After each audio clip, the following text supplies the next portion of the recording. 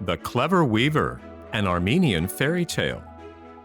Once upon a time, the king of a far country was sitting on his throne listening to the complaints of his people and judging between them. That morning there had been fewer cases than usual to deal with, and the king was about to rise and go into his gardens when a sudden stir was heard outside, and the Lord High Chamberlain entered and inquired if His Majesty would be graciously pleased to receive the ambassador of a powerful emperor who lived in the east and was greatly feared by the neighboring sovereigns. The king, who stood as much in dread of him as the rest, gave orders that the envoy should be admitted at once, and that a banquet should be prepared in his honor. Then he settled himself again on his throne, wondering what the envoy had to say. The envoy said nothing. He advanced to the throne where the king was awaiting him, and stooping down, traced on the floor with a rod which he held in his hand a black circle all around it. Then he sat down on a seat that was near, and took no further notice of anyone. The king and his courtiers were equally mystified and enraged at this strange behavior, but the envoy sat as calm and still as an image, and it soon became plain that they would get no explanation from him. The ministers were hastily summoned to a council, but not one of them could throw any light upon the subject. This made the king more angry than ever, and he told them that unless before sunset they could find someone capable of solving the mystery, he would hang them all.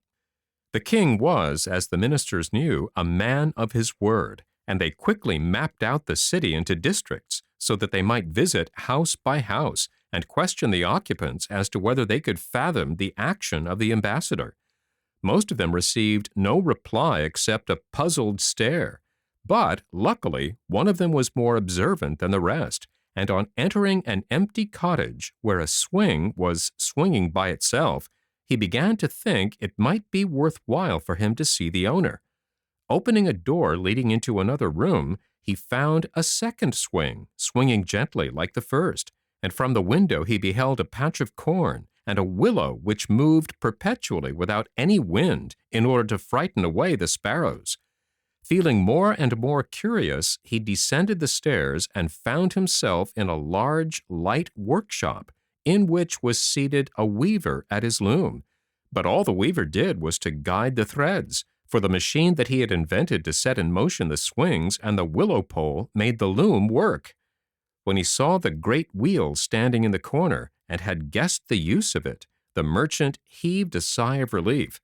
At any rate, if the weaver could not guess the riddle, he at least might put the minister on the right track.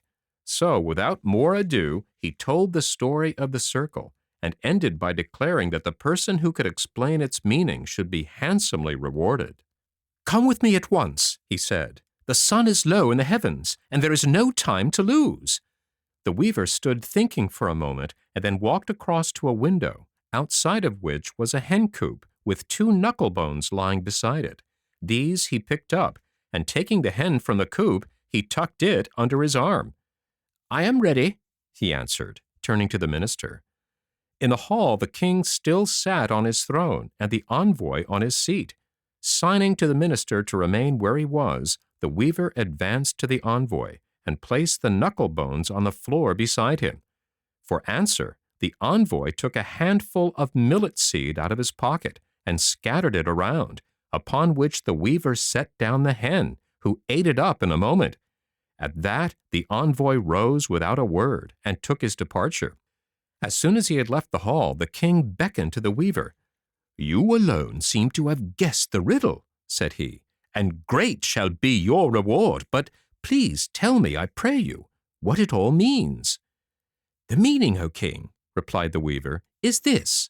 The circle drawn by the envoy round your throne is the message of the emperor, and signifies, if I send an army and surround your capital, will you lay down your arms? The knuckle bones which I placed before him told him, you are but children in comparison with us. Toys like these are the only playthings you are fit for.